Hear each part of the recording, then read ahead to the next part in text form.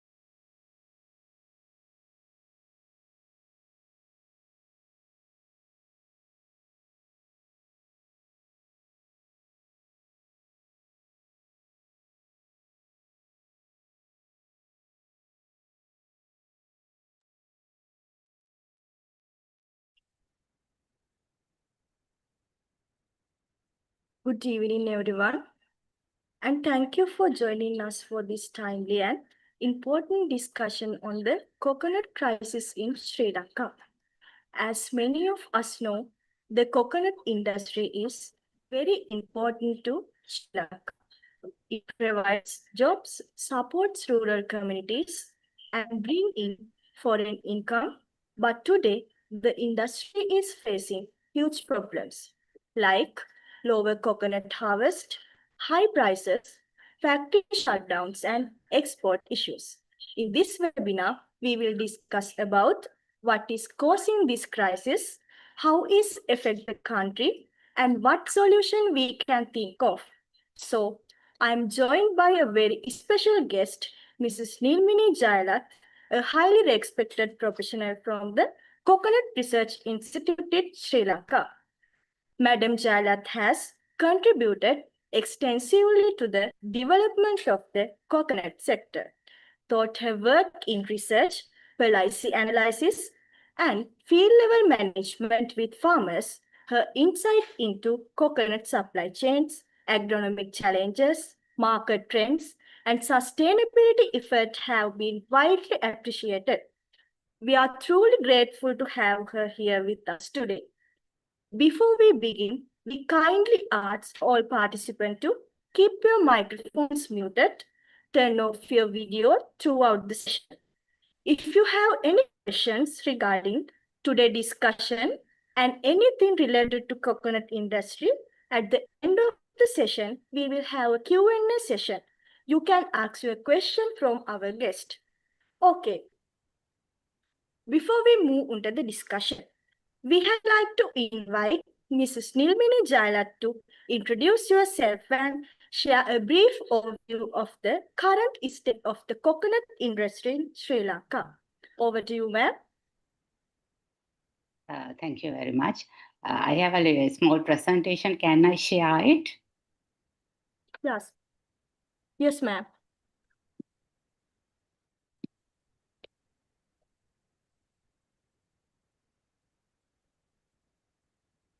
Is it visible?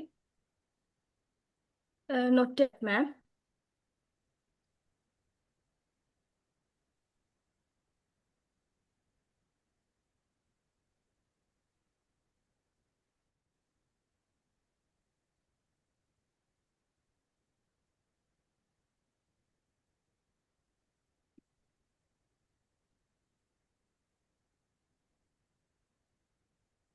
Hope it's okay.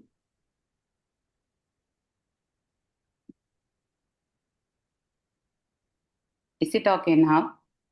Yeah, okay, ma'am. Yeah. Okay, thank you very much. And thank you very much for inviting me to discuss with this coconut crisis in Sri Lanka prevailing in present with you all.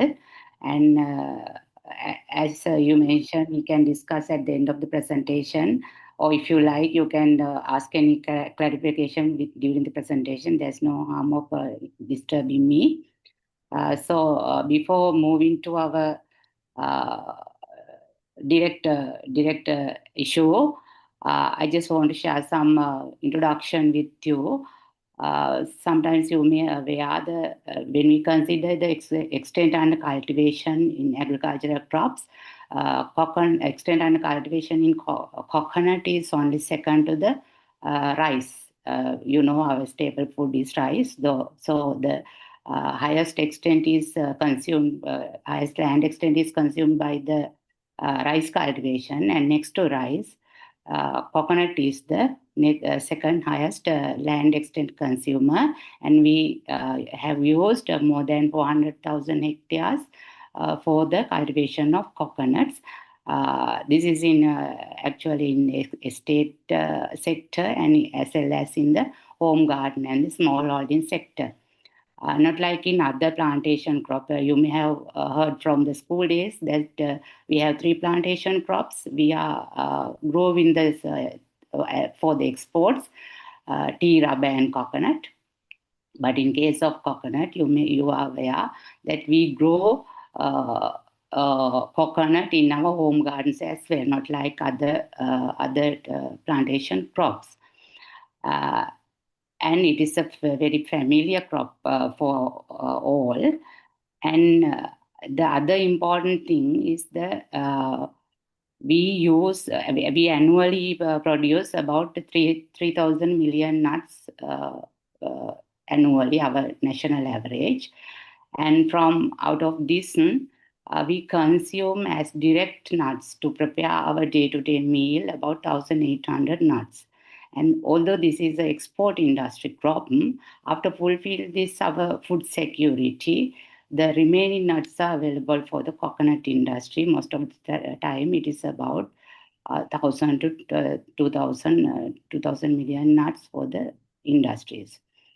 And if we consider this as export crop. So the main aim of our growing this crop is to supply with our export earnings.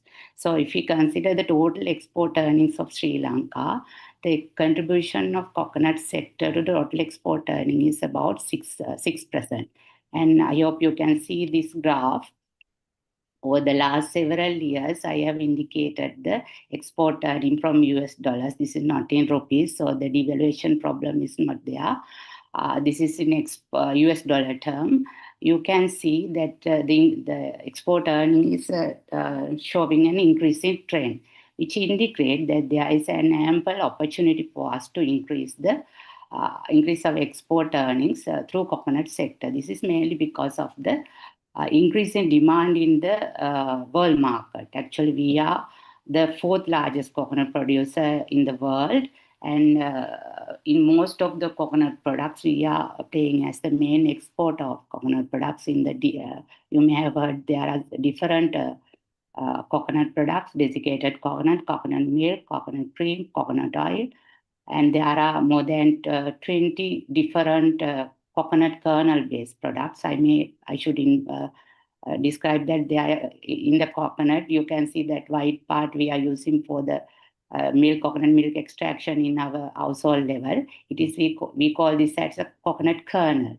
The products that are produced using this kernel portion, we call this as a kernel products, and use the products that are produced using husk or shell or other parts of the nuts and the palm are called as a non-kernel products. So when we consider the kernel products, we are main player in the international markets, and we have the opportunity of deciding the desiccated coconut price at the world market level.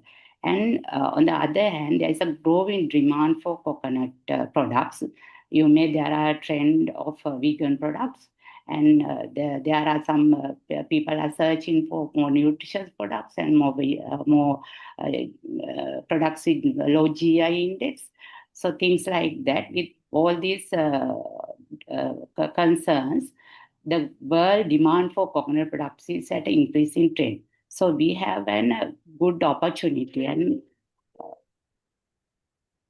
we have a good opportunity to increase our export earnings through coconut products, which is the main, which should be the main direction of the country, because we all aware that we are in a crisis of foreign exchange. We are in a crisis of foreign exchange. So we need to find a ways to get out of this crisis, and coconut is one of the main avenue we can use.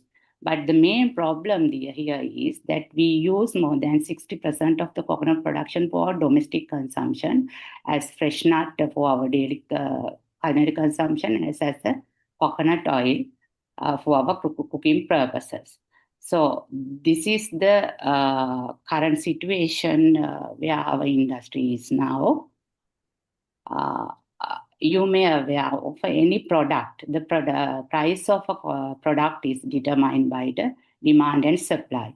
So just to show you how the price is determined, which usually this line shows our supply function. In case of coconut, the nut production is our only supply, and this is our demand. This demand for the case of coconut includes local demand for fresh nut consumption, local demand for coconut oil, and the demand for other industries like coconut milk powder, coconut cream, and things like that.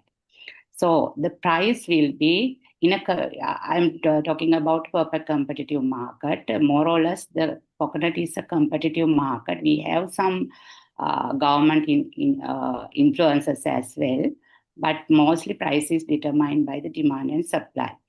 Other than that, coconut, we do not produce enough coconut oil for the consumption of our nation. So we have to import some coconut oil and some other substitute oils as well.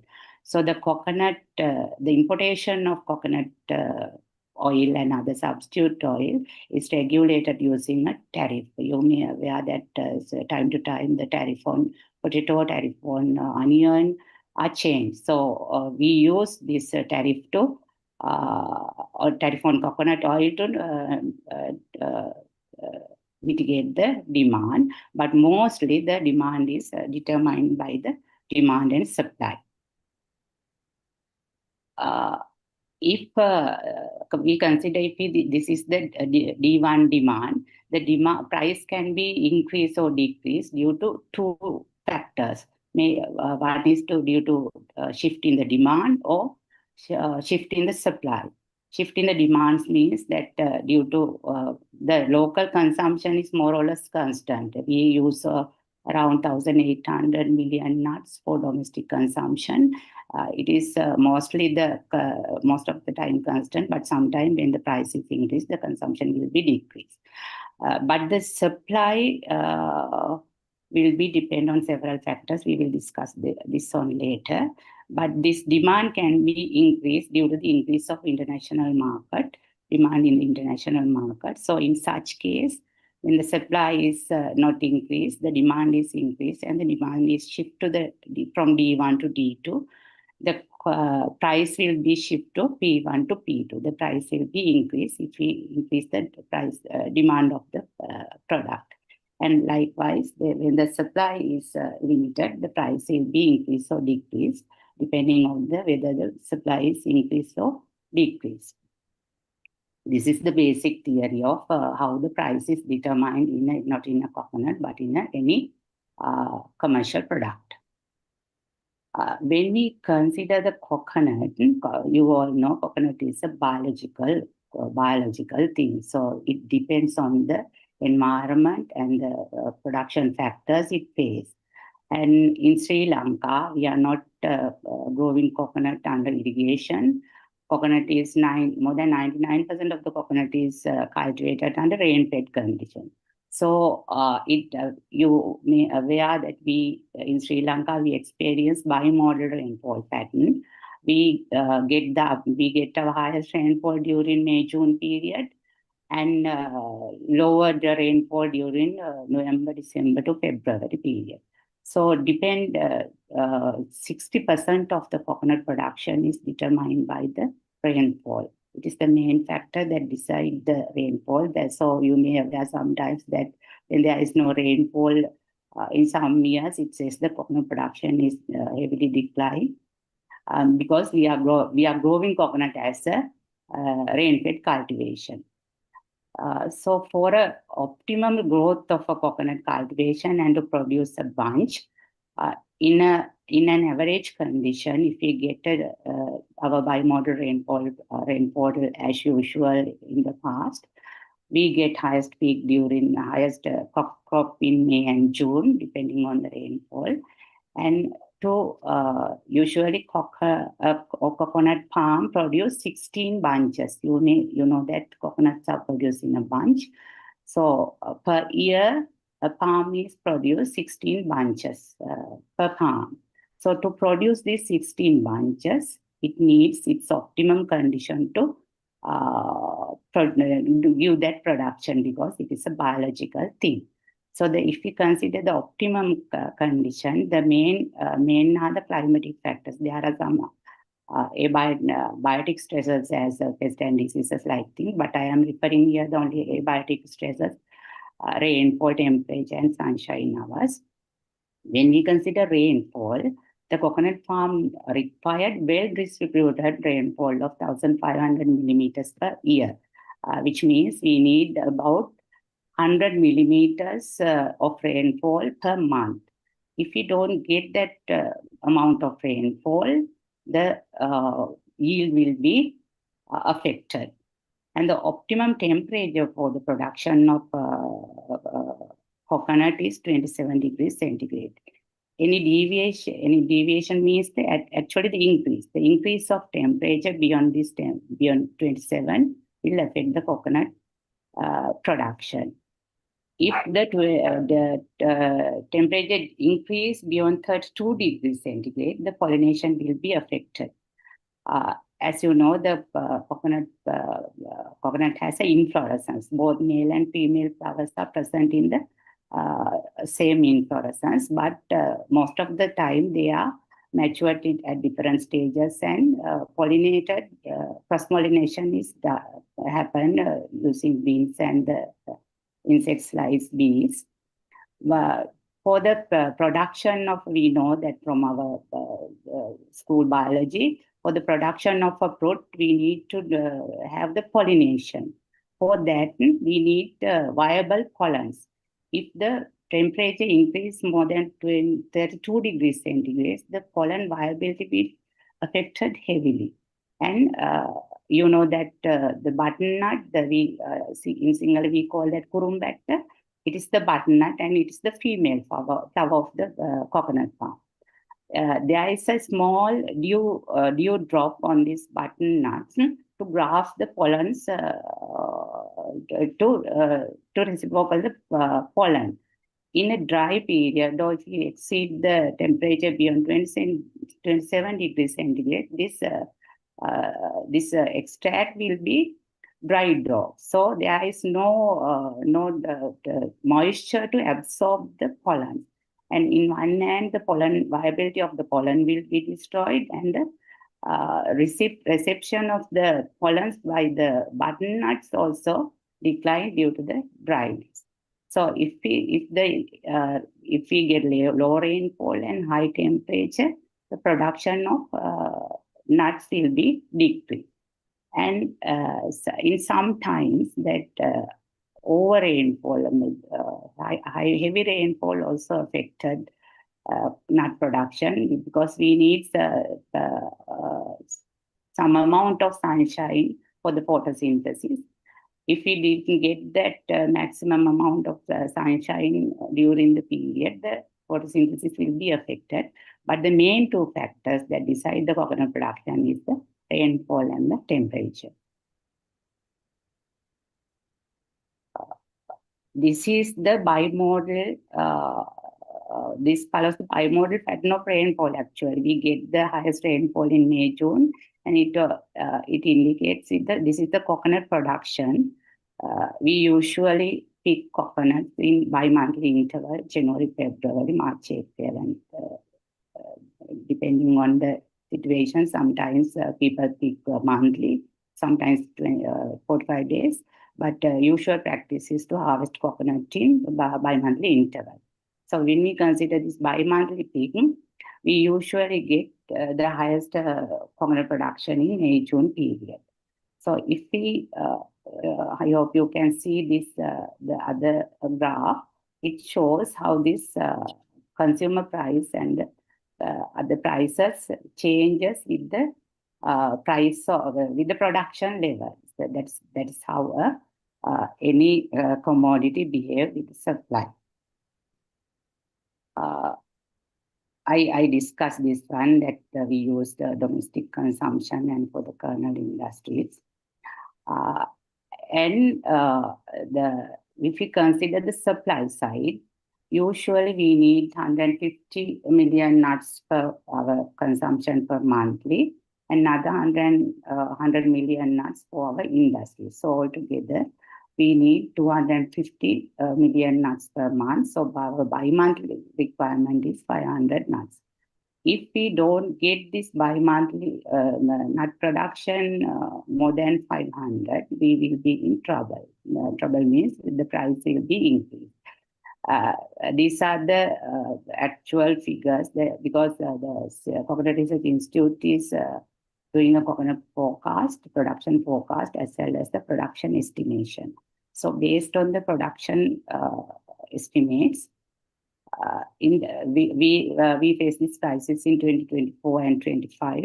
In the 2024 January, February peaking, we have produced only 442 million nuts for this 2 months period, but we need 500. So there is a shortage of nuts in the industry. So the price will be high.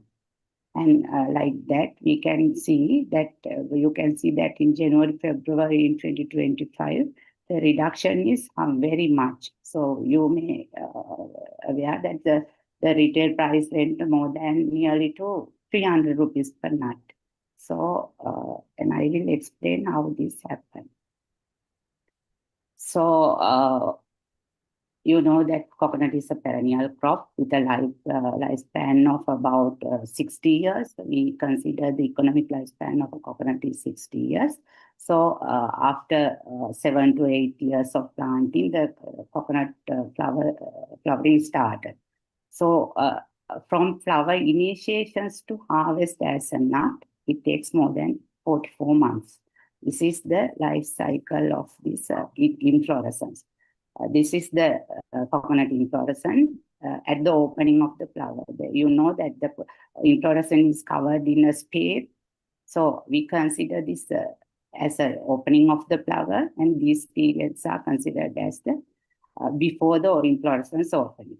And this butternut setting and the nuts mature period we consider as the after inflorescence period, after opening of the inflorescence. The critical period of this inflorescence for the pollination is the before and after 3 months of the inflorescence opening, mainly the after 3 months of the opening.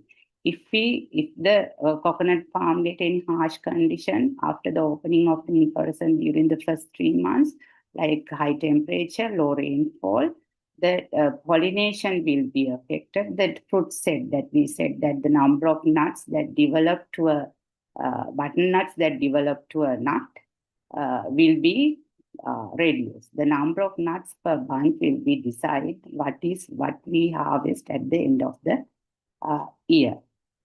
End of the maturation. So this takes from pollination to harvesting, it takes about 11 months. So if we consider this flower, the inflorescence open in March, April in 2023. These flowers are open in this March, April period.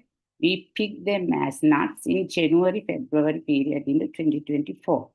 But in 2023, we experienced very high, very low rainfall, less than 100 millimeters per month, and high temperature.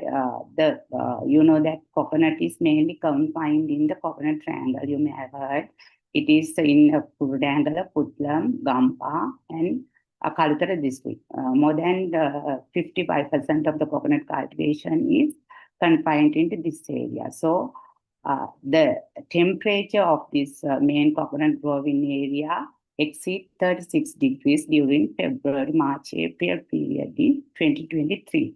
So this will determine, and the low rainfall and the high temperature will determine the number of nuts we plucked in January, February in 2024. Like that, the inflorescence open in May, June period, we are getting their harvesting in 2023, we are getting their harvesting March, April peak in 2024. So that is how the coconut production is determined by the rainfall, mainly the rainfall and temperature. If we, this is the actual data. We experience very heavy drought and the high temperature. Actually, the temperature heat waves, it affects the production in 2024. So if we consider in the condition in 2024 and 2025, we again experience, usually you know that our normal dry period in Sri Lanka in February, January, February period and June, July period. But we didn't experience high drought in June, July period last year. But we experienced high drought and high temperature in February, March, April period in 2024. So that inflorescence open in these months decide the number of nuts we harvested in January, February peak in 2025. So that is why we experience low production during this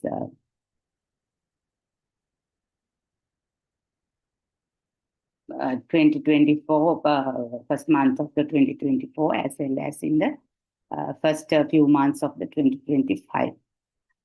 After that, we didn't get any harsh conditions for coconut palm, and you may observe now the nut price is getting down, that we are getting a better harvest in latter part of this year.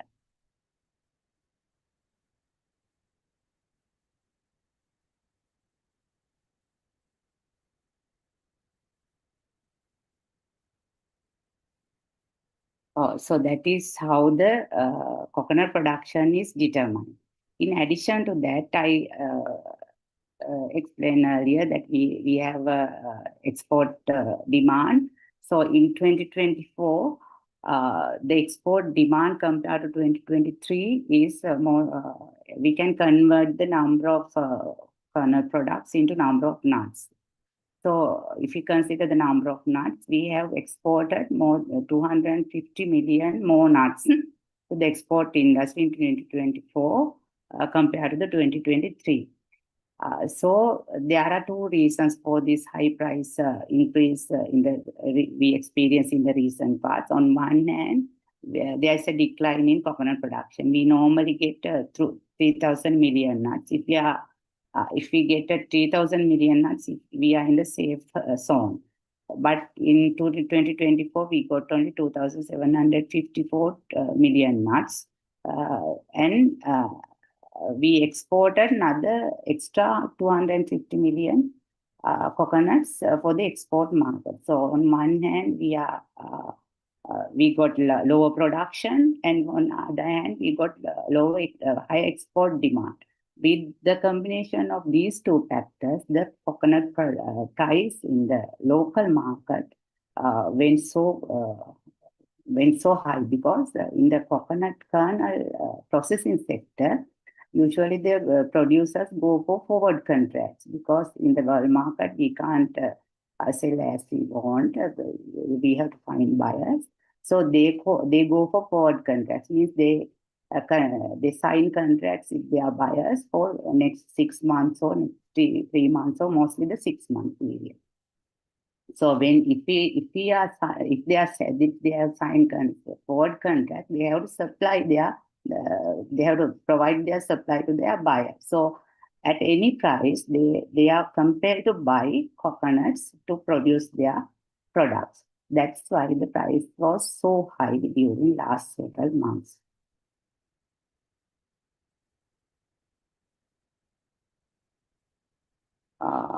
That is how the price is determined, and I talk something about this export market, and there is a growing trend there, and there is no doubt there is a growing trend, and we have an ample opportunity to increase our export production. But our main problem is the low coconut production.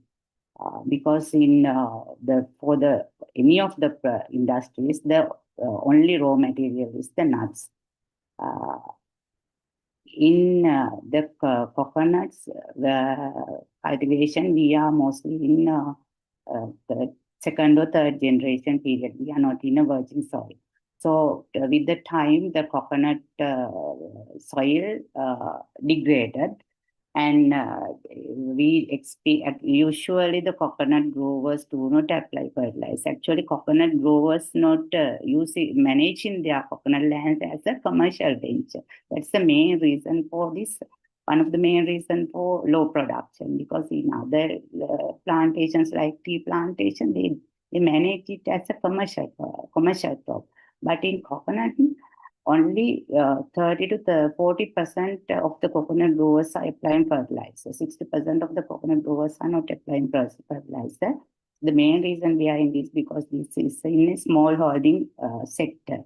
Only 20% of the coconut cultivation in the East and estate sector, which is more than 20 acres of land, and all the others are in the small holding sector. So they are not managing their coconut as a commercial venture. They just pick their coconut and sell, but do not do anything to a coconut palm. But coconut is a living thing. It absorbs the nutrients from the soil, and it stays there for more than 60 years.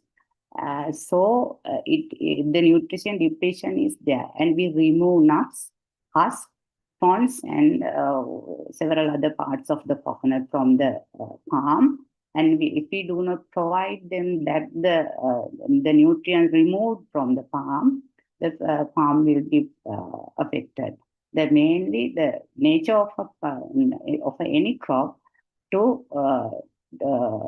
reduce their reproductive stage. If they are lacking any nutrients or water or anything, they first limit their reproductive stage. So it is one of the main problems that why we can't increase our coconut production with the existing coconut plantation. In coconut plantation, if we can provide fertilizer properly annually, we need to apply fertilizer annually. If we can provide fertilizer annually, we can actually go for 90 to 95 nuts per palm per year.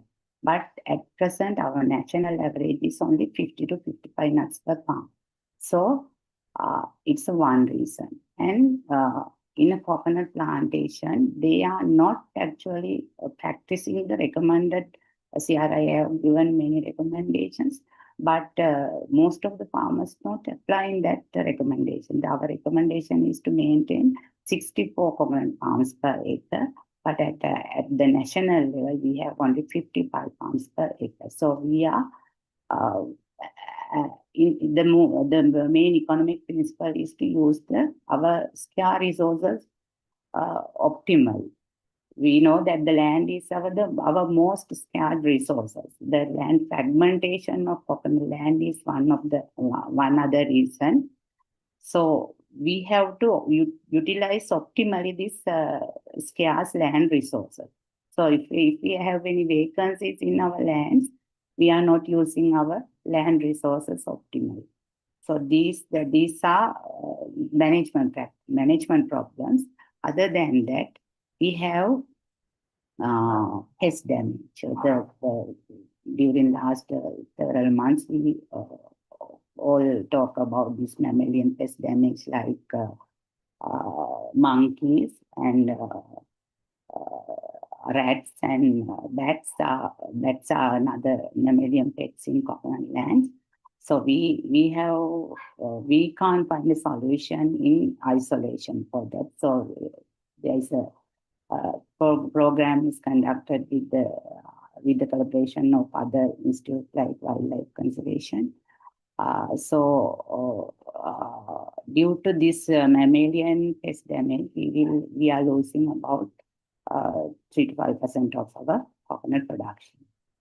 And the other reason is the fertilizer issue. But as I told you, that for a historic time, we have never used 100% of fertilizer application for coconut. There were some periods the fertilizer subsidies given for coconut.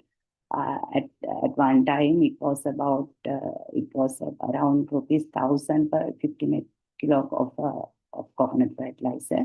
But at that time also, only 30 to 40% of the coconut cultivators apply fertilizer.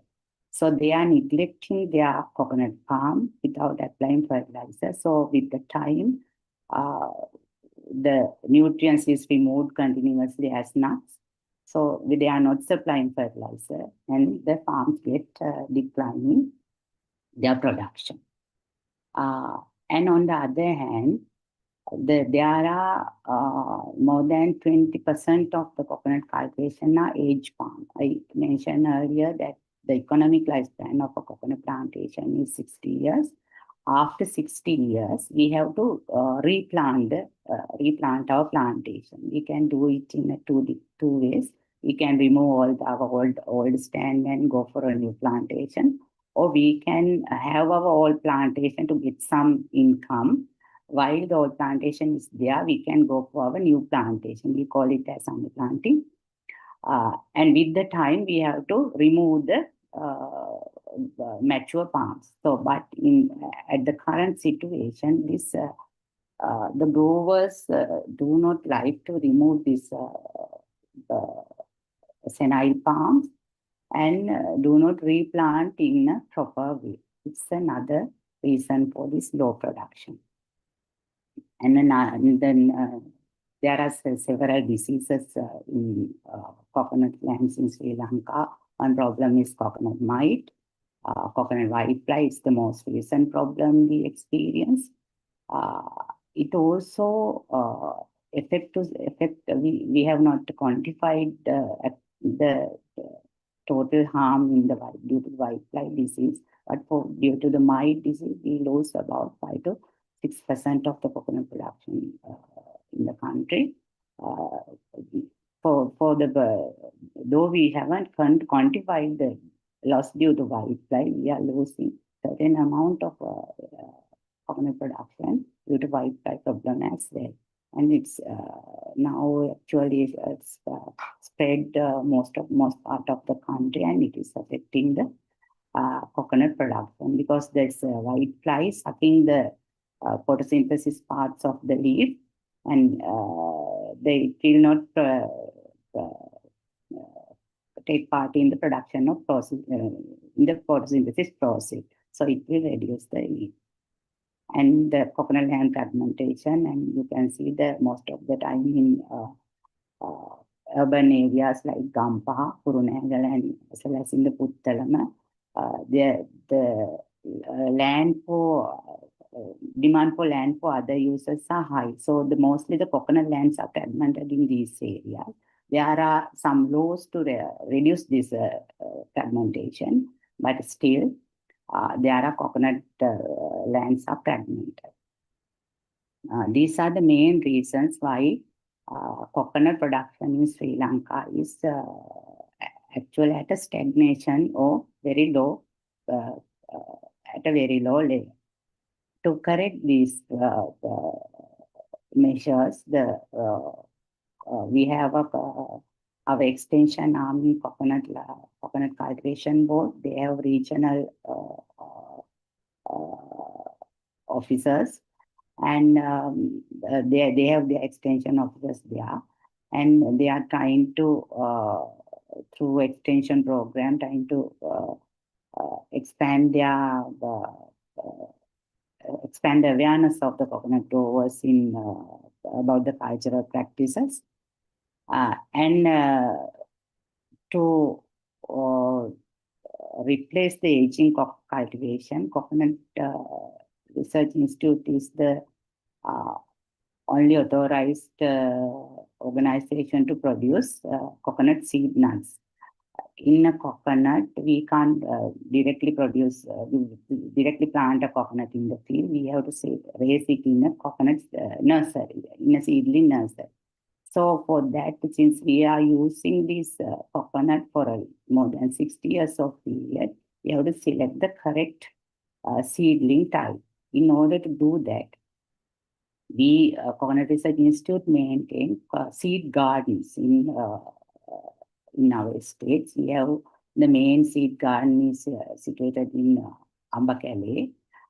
It was surrounded by a forest to prevent pollens coming from outside. So preventing from pollens from outside, and with the existing plantation within that forest barrier, coconut seed nuts are produced. These seed nuts are laid in nurseries, and after 5 months, 70% of the only the good seedlings, about 70% of the seedlings are selected, and these seedlings are sent to the growers for their replanting and new planting purposes. So the seed nut production in our at current level, it's about 2.4 million seedlings per annum. So this will supply the seedlings requirement to increase the new plantation, reduce the aging population, and increase the new plantation and the replanting program.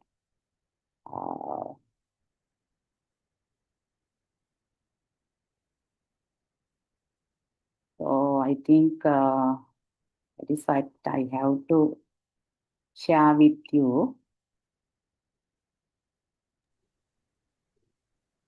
Thank you for your presentation, ma'am.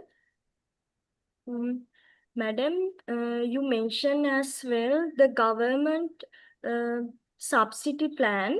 Do you see fertilizer availability and affordability as the main problem, or these are the agronomic challenges such soil condition, nutrient Yeah.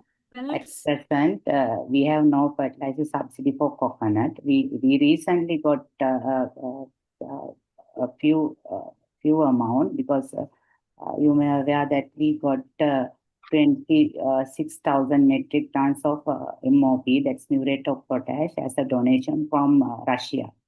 So we need to apply a balanced fertilizer for coconut. We can't apply muriate of potash alone. We have to supply with urea and phosphorus as well.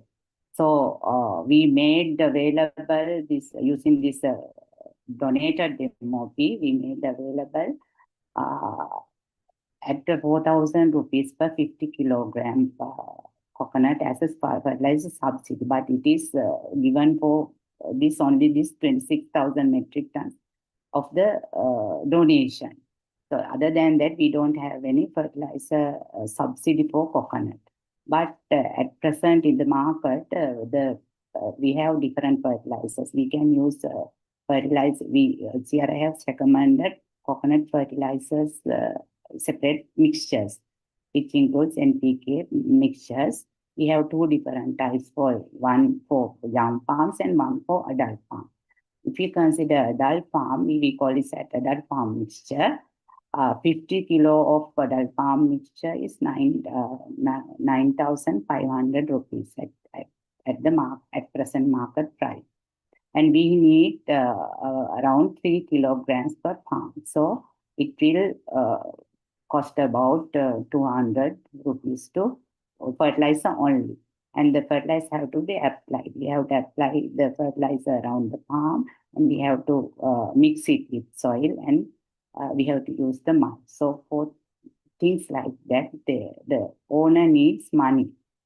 So the price of fertilizer is a huge factor that prevent growers from applying.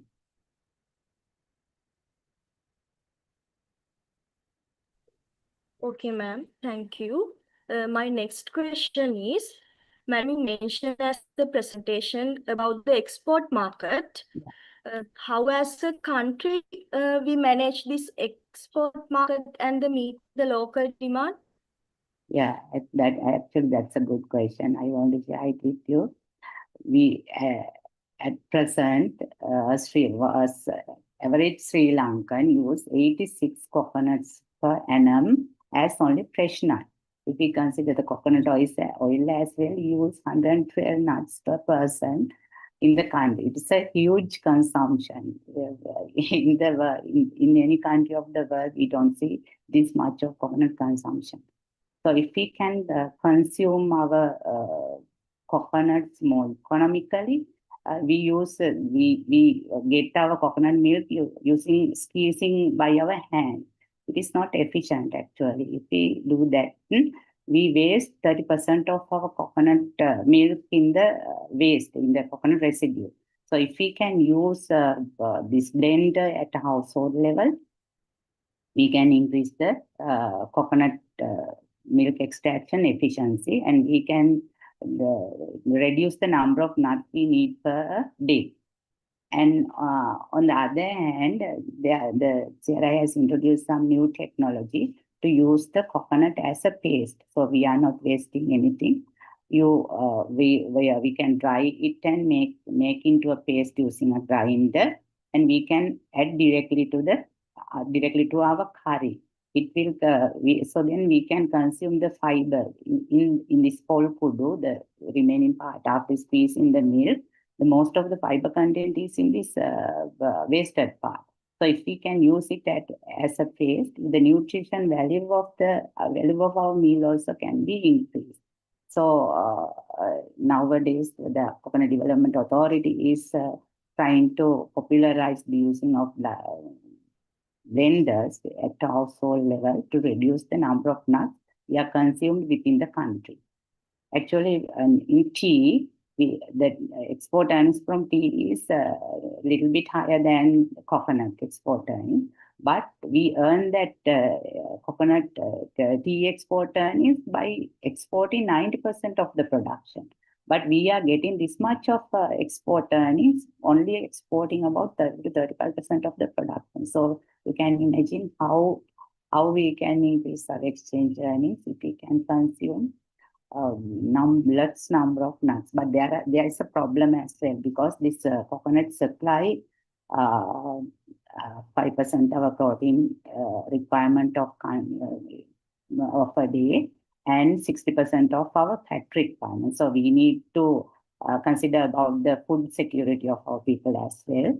So, but we are a huge consumer of coconut. So if we can reduce the coconut consumption by increasing the efficiency of milk extraction, it will be helpful as a country. And on the other hand, just to share a message with you, there are some home gardens where you have 2 to 3 coconut farms, but you are buying your coconut from the market. It should not happen. Actually, having one coconut farm in your home garden, you can fulfill the coconut requirement of 4 members of a household. We have developed coconut variety called CRIC 65. It is specially recommended for home gardens, which produce about 100 and 120 nuts per annum. But it needs some attention. If we are high yielding for any of the crop, if they are high yielding, we have to provide them more input. If we can provide some water and some nutrients for one coconut farm at our home garden, we can satisfy our coconut demand at our household level. We don't have to depend on the market. So our main aim of coconut for the householdings that have several farms, to improve your coconut farm by adding fertilizer. It should not be the inorganic fertilizer as a urea. You can use organic fertilizers like cow dung or your compost. Of course, the compost having low nutrient levels, but you can use cow dung and some amount of urea to improve your coconut farm. So we can, at individual level, we can do two things. At household level and as individuals, we can reduce our coconut extraction. We can increase our coconut extraction efficiency, and we can contribute to our national economy by increasing a nut increasing at only one nut per farm. And if we can do that, the nuts coming from the large state can be diverted to the commercial sector. So if we can fulfill our domestic demand from our household level, it will be a good opportunity for our industry to expand. Thank you, ma'am. We will move on to some prepared questions.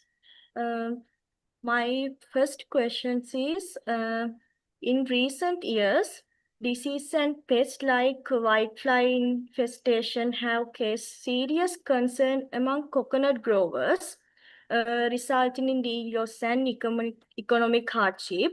Madam, could you explain what are the most significant disease or pest problems in Sri Lanka coconut cultivation at the moment? At the moment, the most significant is the Valigama coconut leaf wilt disease. Actually, it is not in this main coconut growing area. We experienced more than 15 years ago a disease called Valigama coconut leaf wilt disease in the down south area in Gala, Matara, Hammantaka, that area. It's the other diseases we are having actually not lethal diseases. They are not lethal diseases. We can prevent, but this attack of red weevil can be cause the death to the farm. Other than that, other diseases reduce our yield. But this Valigama coconut leaf wilt disease totally destroy the palm. If we get this disease into our main coconut growing areas, our coconut, it's actually the end of our coconut cultivation. There is no cure for that disease. It is caused by a phytoplasma. You may know that there are different causal agents for diseases. This Valigama leaf coconut disease is the causal agent is phytoplasma. And in the world, there are no cure for phytoplasma diseases. If the plant is affected by the phytoplasma, that's the end of the plant. So to prevent this disease spreading to our main coconut growing areas, what we did from the beginning is to demarcate a border where we can where we find the last coconut affected leaf wilt affected farm, and we maintain 1 kilometer border around the disease affected area.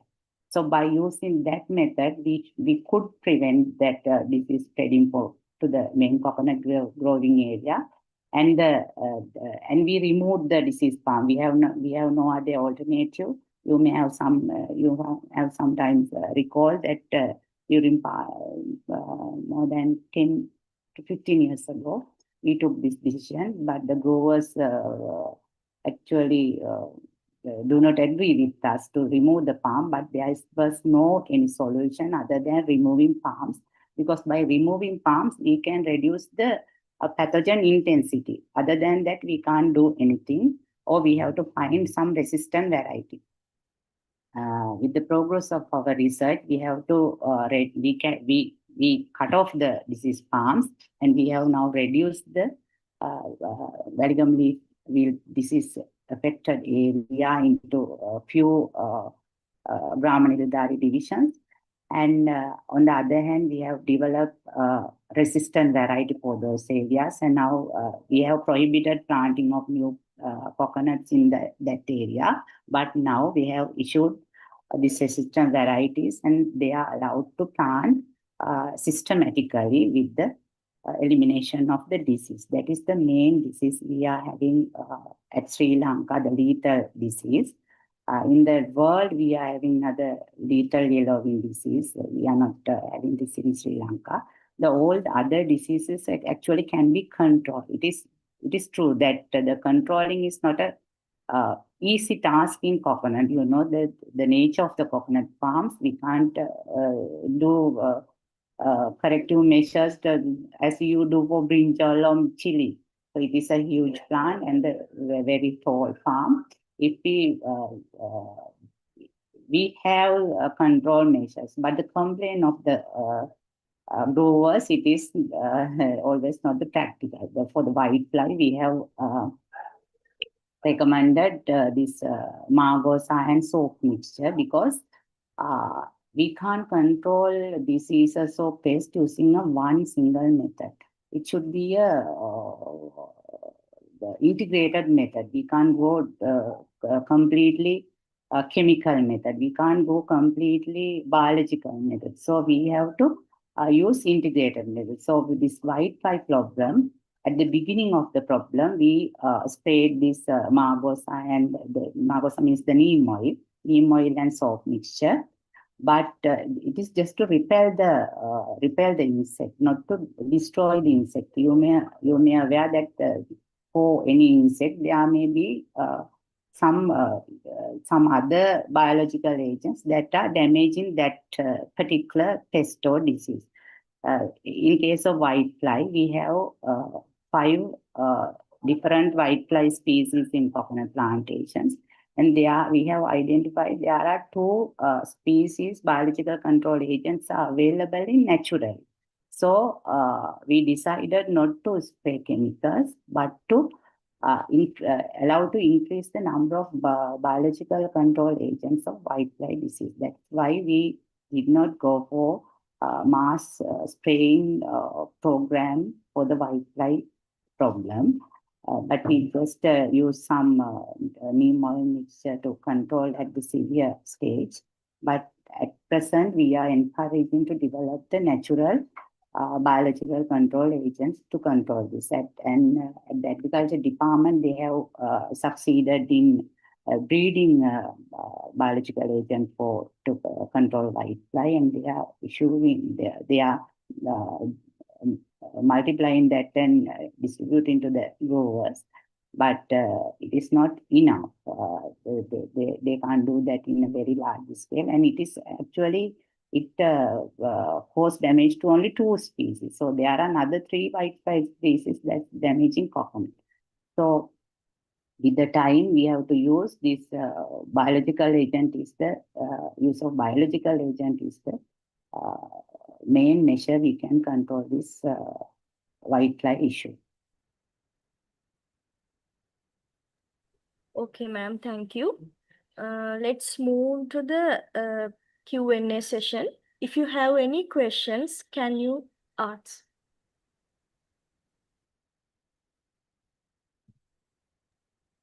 Can I ask one question? Yeah, sure. So you mentioned actually the white flies as under the diseases. So diseases, white fly. Is that because it's causing viral disease? Sorry, it is a mistake. Okay. Test. Right. That's okay. And then I have another one. Several questions. So you have this coconut seed garden, right? Yeah. Coconut seed garden. You said that coconut seed garden is always close to forestry because you consider No. It is not a close to forestry. It is Uh-huh. surrounded by a forest trees maintained purposely, actually. Uh-huh. It's So like do it's you in the middle of a jungle. okay, no jungle. So do you actually pollinate this the coconut plants then? Uh, eh, two things. We have two varieties. One is TT. That means that we are seeing everywhere the tall variety. It is we call Sri Lankan tall. Uh-huh. So at the beginning of the installation of the seed garden, they have selected the high performing mother palms and they have planted them in the within the seed garden. For Uh-huh. the TT production, the open pollination is allowed. So Okay. in a TT palm, in tall palms, the maturity stage of female flowers and male flowers are different. So the possibility of self-pollination is low. So we Right. can allow the TT plants to be pollinated for natural pollination. But at the same time, in the same seed garden, we are producing dwarf hybrid. We have two main coconut cultivation types, the tall variety and the Low variety. dwarf variety. The dwarf variety, we have crossed this dwarf variety with the tall variety, and we call this cross as the DET or the CRIC 65. For the CRIC 65 production, we have to do purposive pollination. A person have to climb the tree and make the pollination by hand. So in both ways, the DT nuts are producing hand pollination and the TT nuts are producing open pollination. Open pollination. Right. So I have another question. Several questions came to my mind when you visited, Okay. right? Yeah, because you said about the fertilizer use in coconut, right? In fact, the phosphorus being one of the most important, right? For So coconut, it is the potassium. potassium come to one stage, but the root development wise, actually phosphorus has Yeah. And then phosphorus has so that's why we have two different fertilizer recommendations. For the young plants, before they come to bearing, we have a separate fertilizer recommendation, and after bearing, we have a different fertilizer recommendation. Yeah. My actual question is that why not do you use ERP, like power We drop? use CRP. We use CRP. I use For the ERP, right? Okay. for the wet zone, we recommend ERP. For the ERP. dry zone, there is the problem of this Solubility. solubility. Yeah. So for the dry zone, we are using, we do not use CRP, but for the wet zone, we have two different fertilizer recommendations for the wet zone and dry zone. We call this as APMW and APM D and APMW. So for the APMW, we use ERP. Right. Okay. Thank you, Mr. Levin. Yeah. Yes, thank you very much, Madam. Great presentation. So I have also one questions from my side.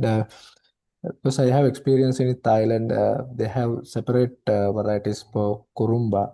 So do you think in the CRI also concerned in separate varieties for Kurumba, because the liquid market, water market is there separately?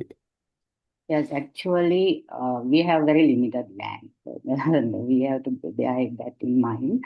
So for the liquid market, actually, what we are doing now is we are collecting the water that is used in the industry for the DC production or the coconut milk production. We get collected this water, and we export this water, and we are earning considerable amount of money. But if we go for only for drinking purposes varieties, we have only one use. That we can't use the husk, we can't use the shell because they are immature. So the opportunity or that the economic theory is that we have very limited resources. So we have to use that limited resources to get the maximum use. So if we use our available lands to grow only for drinking purposes, I think it is not that we are not optimizing our land. So we in the when we harvest a coconut, other than kernel, we are the main exporter of activated carbon. We are the main exporter of bristle fiber. So any of these products can't be produced if we go for only water.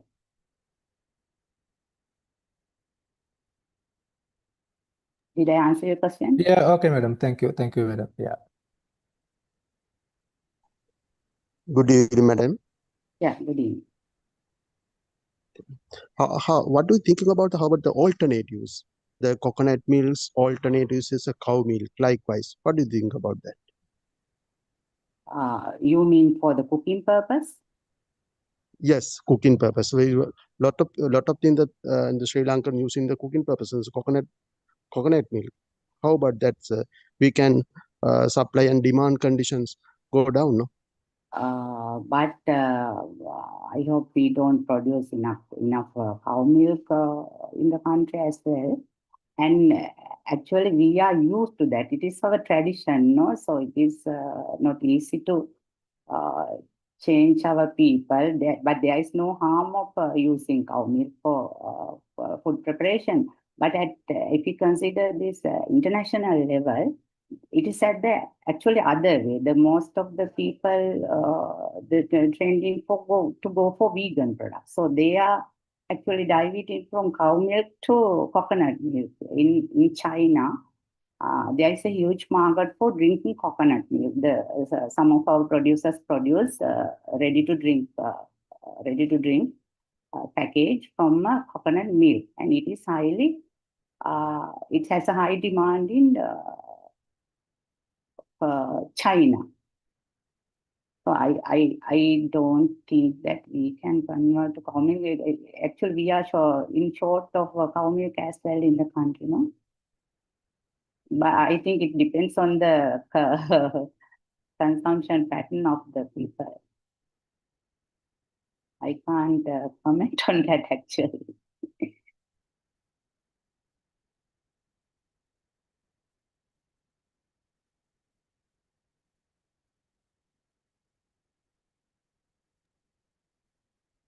Thank you. We have some question about our chat box. First question is, why are coconut prices changing so much these days? And what can be done to keep prices more stable and fair to everyone? I hope I explained that in my presentation. Because of the supply and demand, last several months, because of this climatic condition, we got lower production. And on one hand, and we got higher demand for export markets. So the number of nuts availability was low and the demand was high. So the price went up. So we can't actually, I don't think it's a good concept to control the market. We should allow the market to decide the price of a commodity depending on the supply and demand actually. In some time of the year, depending on if the production is low, the price will be high. At what what the consumer do is they will reduce the consumption. Actually, we can't fix a price in any commodity. It is not a good way of managing businesses when we consider the theory of economy. Thank you. But the price is going very high. The government takes some measures. When the price, we have coconut auction conducted by the Coconut Development Authority. When the price went more than 180 rupees per nut at the auction, we set a seeding price at the auction. So the growers can't beat other than this highest seeding price. So it may provide some control to the price, because most of the middlemen and the coconut buyers look at the auction price. And on the other hand, we have some coconut lands belongs to the government sector. So these coconuts made available especially in the Colombo area at a lower price. We reduce the tariff level of the importation of coconut oil. So several measures were taken to reduce the price, but the demand increase and the low production was the main reason. Thank you, ma'am. Are there any questions?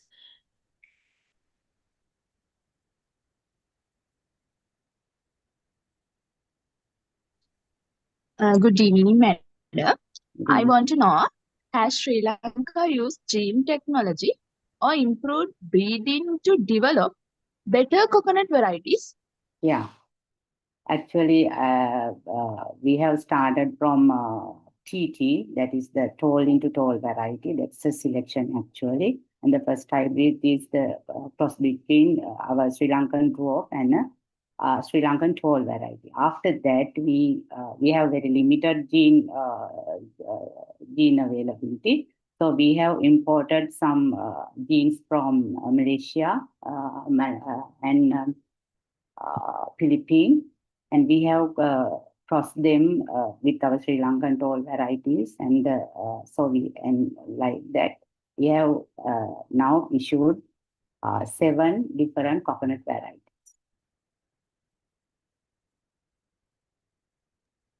Okay, thank you, madam.